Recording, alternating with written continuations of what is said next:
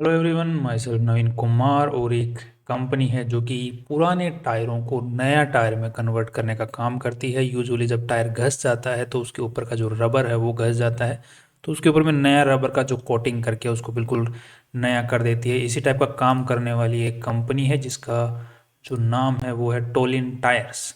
ये company stock market से पैसे उठाने का ट्राई कर रही है, लगभग 230 करोड़ रुपए। तो इस कंपनी की हम बेसिक डिटेल्स की बात करने वाले हैं यहाँ पर, आईपीओ से रिलेटेड, एंड देन कंपनी की जो रिसर्च है उसको करने वाले हैं, और उसके बेसिस पे वो जो लिमिटेड रिसर्च है उसके बेसिस पे हम लोग एक नतीजे पे पहुंचने वाले हैं। अब यहाँ पे जैसे कि हम लोग देख पा रहे हैं कि कंपनी एक्चुअली करती क्या है, तो इस जो प्रोसेस होता है जो नए कन्वर्ट टायर को, पुराने टायर को नए कन्वर्ट करने के लिए, उसको बोलते हैं रीट्रेडिंग। रीट्रेडिंग जो तरीका होता है उससे जो टायर्स होते हैं उनमें जो वापिस नए करने का जो प्रोसेस है उसमें टायर जो है 50% तक सस्ता पड़ जाता है। और जो चीज़ है, जैसे यूजुअली जो अंदर जो टायर जिसकी जो चीज़ मजबूती देती है टायर को, वो अंदर की जो थ्रेडिंग होती है, तो थ्रेडिंग का तो कुछ बिगड़ता नहीं, ऊपर का जो घिस जाता है रबड़, तो रबड़ को नया चढ़ा दिया जाता है। तो इससे क्या होता है कि नए टायर खरीदने के चक्कर में अंदर में यहाँ पे 50% सस्ता पड़ जाता है, वही टायर नया हो जाता है। तो अब इसका मतलब ये नहीं है कि लोग, आप लोगों के पास अगर साइकिल है तो साइकिल का टायर लेके पहुंच जाओ, वो काम नहीं होता। यहाँ पे जो बड़े ट्रक वगैरह होते हैं, ट्रैक्टर होते हैं, उनके जो बड़े टायर्स होते हैं, उनके अंदर में ये चीज़ बेसिकली काम करती है। अब नेक्स्ट देख लेते हैं कि कंपनी की जो वेबसाइट है उसके ऊपर में अपने को नॉर्मल इन्फॉर्मेशन मिल जाती है। और यहीं पे अब अगर बेसिक डिटेल्स की बात करते हैं आईपीओ से रिलेटेड, तो 9 सितंबर से 11 सितंबर के बीच में कंपनी का आईपीओ खुलने वाला है। कंपनी ने अपना जो कट ऑफ प्राइस सेट किया वो 226 रुपये पर शेयर के हिसाब से यहाँ पर सेट किया हुआ है। और यहाँ पर आपको लगभग 14,000 रुपये की ज़रूरत पड़ने वाली, 15,000 रुपये की ज़रूरत पड़ने वाली है। और यहाँ 200 करोड़ रुपए तो कंपनी के पास में जाने वाले हैं, और 30 करोड़ रुपए जो है कंपनी के जो प्रमोटर लोग हैं वो यहाँ पे कुछ शेयर्स अपने बेच रहे हैं, जिसकी वजह से जो कि उनके बैंक अकाउंट्स में जाने वाले हैं वो रुपए। नेक्स्ट अब देख लेते हैं कि कंपनी जो आज के दिन है वो इंडिया में तो काम करती ही करती है बहुत अच्छे से। और इसके कंपनी के इंडिया के अंदर में अच्छे खासे डीलर्स, और आज के दिन एक लार्ज स्केल के ऊपर में कंपनी काम कर रही है। साथ में इंडिया के बाहर भी ऑपरेशंस हैं जहाँ पर भी कंपनी काम कर रही है, जैसे यूएई वगैरह। अब नेक्स्ट देख लेते हैं कि कंपनी को ये पैसे उठाने की ज़रूरत क्यों पड़ रही है। लगभग 200 करोड़ रुपए के आसपास कंपनी के पास में जाने वाले हैं, तो वो पैसे क्यों उठा रही है। तो पहला रीज़न तो कंपनी ने बताया कि हमारे पास में लोन बहुत हो गया है। डेफिनेटली लोन तो बहुत ही ज़्यादा हो गया कंपनी के ऊपर में, जो कि पिछले साल के मुकाबले इस साल काफ़ी ज़्यादा बढ़ गया है। जिसकी वजह से कंपनी जो है बोल रही कि हमको वो लोन का पैसा चुकाना है कुछ। तो नेक्स्ट अगर देखते हैं कि लॉन्ग टर्म जो वर्किंग कैपिटल रिक्वायरमेंट है, जो कि कंपनी का खर्चा बढ़ रहा है फ्यूचर के अंदर में, जैसे जैसे काम बढ़ रहा है, तो वो खर्चे को पूरा करने के लिए पैसों की ज़रूरत है।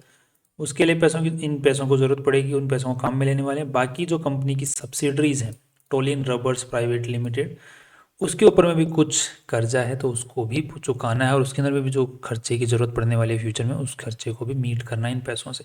सो बेसिक रीजंस हैं। कंपनी जो टोलिन रबर्स प्राइवेट लिमिटेड है और टोलिन एलएलसी है, ये कंपनी जो है कंपनी ने पिछले साल ही 2023 अप्रैल 2023 के अंदर में ही एक्वायर किया है।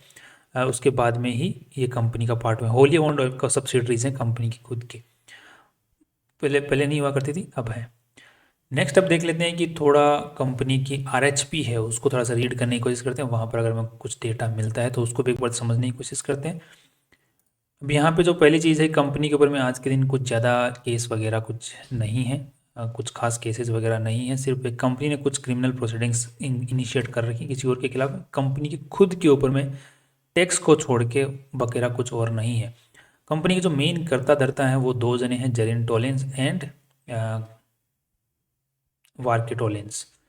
ये नाम आप लोग पढ़ लेना, मेरे से गलती हो जाए तो, मैं नहीं चाहता गलती हो।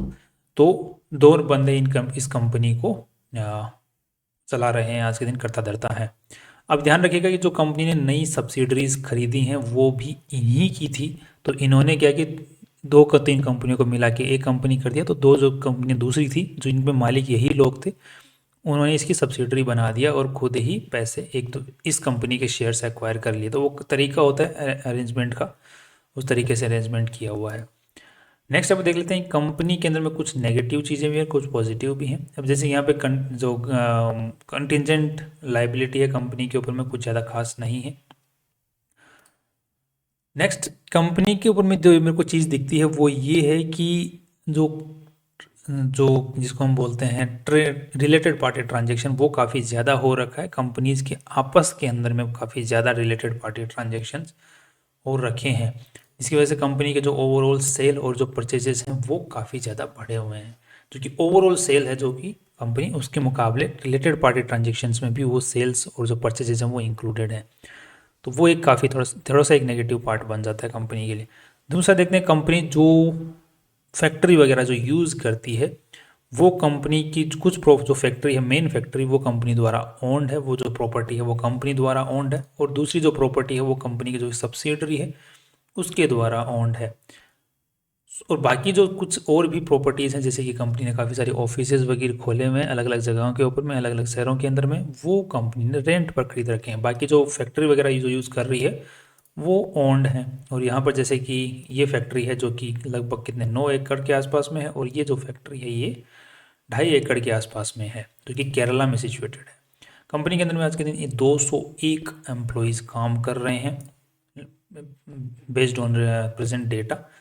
कंपनी के आसपास में 2 होली ओन्ड सब्सिडरीज हैं जिनको कंपनी ने रिसेंटली ही खरीदा था, जिसका एक का नाम है toluene rubbers private limited, toluene tyres, दोनों के जो मालिक लोग थे सब्सिडरी, अब जो सब्सिडरी हैं तो इसका मतलब इन कंपनियों के अब मालिक तो जो आईपीओ लेके आ रही ये कंपनी है। इससे पहले इन कंपनियों के जो मालिक थे वो जो इस कंपनी के मालिक हैं, जो टोलिन्स है जिनका सरनेम, वही इन कंपनियों के मालिक थे। अभी जो है मेन कंपनी इनकी मालिक हो गई है। तो जो इन्वेस्टर्स इस आईपीओ में जो भी इस कंपनी में अप्लाई करने वाले हैं, इस कंपनी के शेयर्स खरीदने वाले हैं, वो अल्टीमेटली उन सब्सिडरीज के मालिक होने वाले हैं। अब ऐसा नहीं है कि वो जो पहले इन कंपनियों के मालिक थे वो भी अभी मालिक हैं, अब भी हैं, बट अब इस कंपनी के थ्रू हैं, पहले इंडिविजुअली थे। तो इंडिविजुअली होना और कंपनी के थ्रू होने में बहुत फ़र्क हो जाता है। अब इसमें भी थोड़ा सा इस कंपनी को रिलेटेड अगर देखा जाए तो एक थोड़ा सा नेगेटिव पॉइंट ये भी है कि ये जो मालिक लोग आज भी हैं, जैसे हमने जैसे बात किया था, क्या नाम था, जैसे वार्के टोलेंस एंड जेरिन टोलेंस, इनके पास में और भी इसी टाइप का काम करने वाली और कंपनियों के भी ये लोग मालिक हैं जो कि सब्सिडरीज नहीं है, राइट, साइड में बिजनेसेस हैं। वो जो कंपनीज हैं जैसे PJ rubbers industries private limited, Toja tyres trade private limited, Tolen trade India private limited, ये जो सर्टेन कंपनियां अलग हैं, ये भी सिमिलर सा ही काम करती हैं, राइट। तो कल को एक कॉन्फ्लिक्ट ऑफ इंटरेस्ट जो है खड़ा हो सकता है, अनलेस ये जो कंपनियां हैं इनको भी इसी कंपनी का सब्सिडरी बना दिया जाए, तो फिर इन्वेस्टर्स के लिए ज़्यादा बेनिफिशियल रहेगा। आज के दिन तो ज़्यादा कोई कॉन्फ्लिक्ट ऑफ इंटरेस्ट नहीं दिख रहा है, बट फ्यूचर में ये सिमिलर से काम करती हैं तो कॉन्फ्लिक्ट ऑफ इंटरेस्ट अराइज हो सकता है। So we can say that group companies के अंदर की वजह से कॉन्फ्लिक्ट ऑफ इंटरेस्ट फ्यूचर में अराइज हो सकता है। तो ये एक नेगेटिव पॉइंट कंपनी के रिगार्डिंग बन जाता है। अब थोड़ा सा कंपनी की हम लोग बैलेंस शीट को अगर नज़र डालते हैं तो बैलेंस शीट मुझे नॉर्मल लगती है, जो कि टोटल साइज है बैलेंस शीट की 221 करोड़ रुपए। इसी के साथ में कंपनी के जो पैसे कहाँ लगे हुए हैं तो उनमें 29 करोड़ रुपए तो लगे हुए हैं प्रॉपर्टी प्लांट एंड वो जो ज़मीन वगैरह जो कंपनी की है उसमें, फैक्ट्री वगैरह के अंदर में। गुडविल में 20 करोड़ रुपए लगे हुए, जैसे कि हमने देखा था कि कंपनी के जो प्रमोटर्स हैं, जो मालिक लोग थे, उन्होंने आपस में सब्सिडरीज बनाया था। तो जो वो खरीद बेच का जो काम चला था वहाँ पर, उस खरीद बेच के अंदर में जो एक्स्ट्रा पेमेंट जब होता है, जब कोई कंपनी दूसरी कंपनी को एक्वायर करती है तो उसके पास में जो एसेट्स हैं उसका जब पेमेंट किया तो उसकी जो वैल्यू होती है एसेट्स की, उसके हिसाब से तो पैसे मिल गए, सामने वाली कंपनी को दे देती है। पर जो एक्स्ट्रा पेमेंट जाता है, मान के चलिए कि उसके उस जो जो कंपनी दूसरी कंपनी को एक्वायर कर रही है उसके पास में 30 करोड़ रुपए के एसेट्स हैं और वो दे रही है 50 करोड़ रुपए पेमेंट, हम दे रहे हैं उसको मान के चलिए।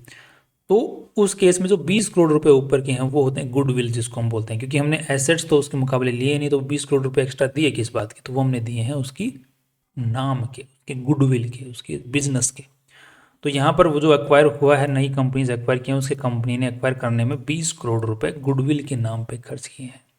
तो ये जो 20 करोड़ रुपए एक्स्ट्रा जो हैं, इन्होंने प्रमोटर्स ने अपने नाम पे नए शेयर्स जारी किए थे, क्योंकि ये जो ट्रांजेक्शन पूरा हुआ था ये शेयर्स में हुआ था, ना कि कैश में हुआ था।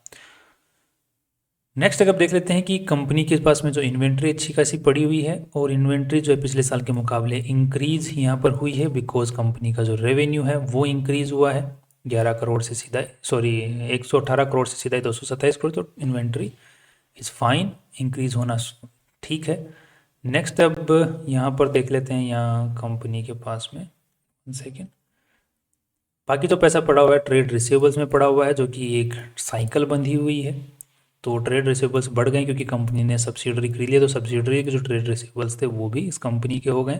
तो सेल रेवेन्यू बढ़ने के साथ में ट्रेड रिसीवेबल्स भी बढ़े हैं, जो कि एक नॉर्मल प्रोसीजर है, वहाँ पे भी कोई दिक्कत खास नज़र नहीं आती है।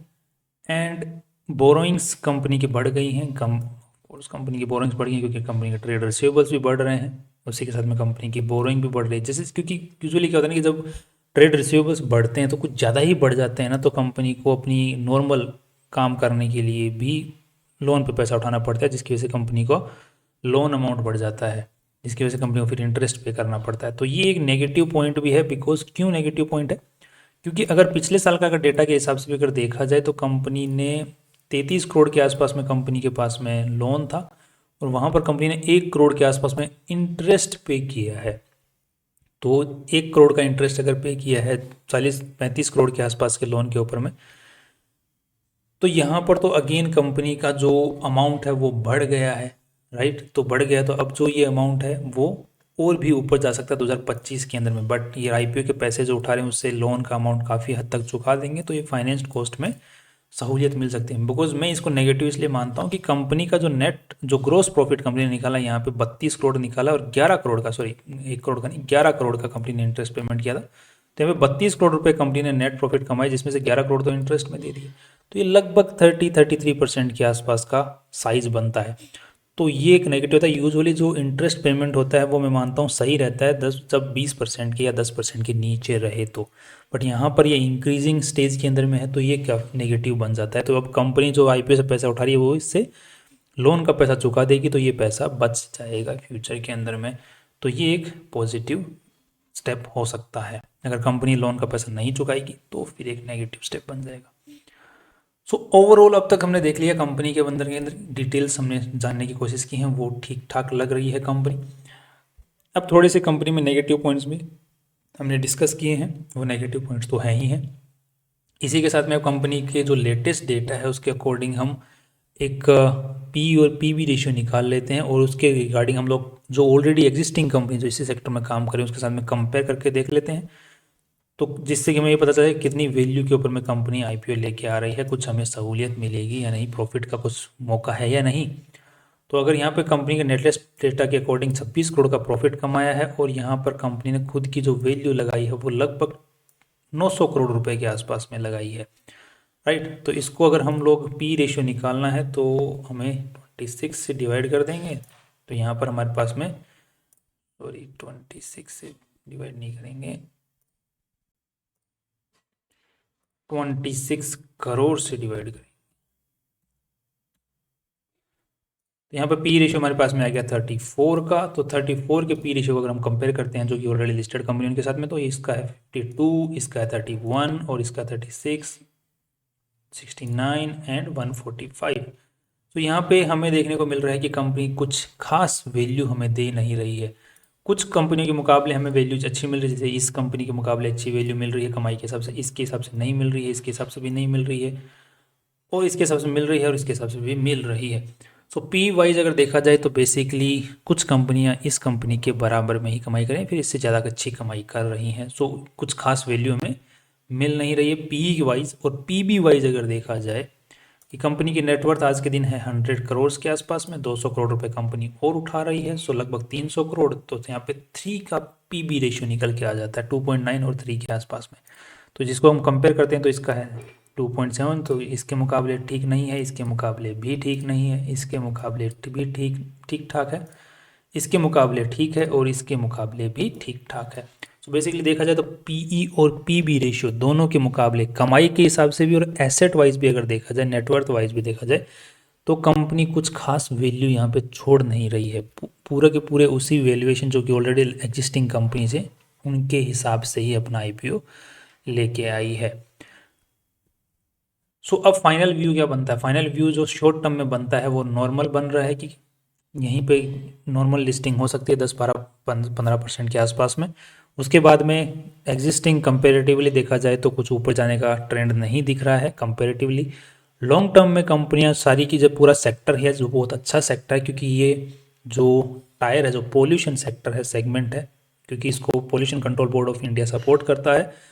तो इस सेगमेंट के बने रहने की उम्मीद है, फ्यूचर में भी और अच्छा करने की उम्मीदें हैं इस सेगमेंट के अंदर में, और ये फिर नए टायर बिजनेस में भी घुस सकते हैं, जो भी घुसे हुए हैं वैसे तो देखा जाए तो और फ्यूचर में और अच्छा कर सकते हैं। टायर वाला जो कॉन्सेप्ट है बिजनेस है उसको और एक्वायर कर सकती है कंपनी आगे चल के।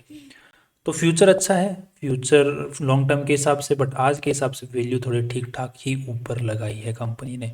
तो लॉन्ग टर्म के हिसाब से मुझे लगता है कि आपको थोड़ा सा नीचे आए तो खरीदना शायद ज़्यादा बेटर रहेगा। शॉर्ट टर्म के हिसाब से ज़्यादा मुझे अब जो अपर मूवमेंट है दिखता नहीं है, based on this limited analysis. बाकी आप लोग क्या सोचते हैं, पॉजिटिव डिसीजन या नेगेटिव डिसीजन कुछ भी आप लेना चाहिए कंपनी के बारे में, वो अपने फाइनेंशियल एडवाइजर से पूछ के ही लें और रिसर्च करके ही लें। That's all. कल फिर मिलते हैं नई इंपॉर्टेंट वीडियो के साथ में। सी यू टुमारो।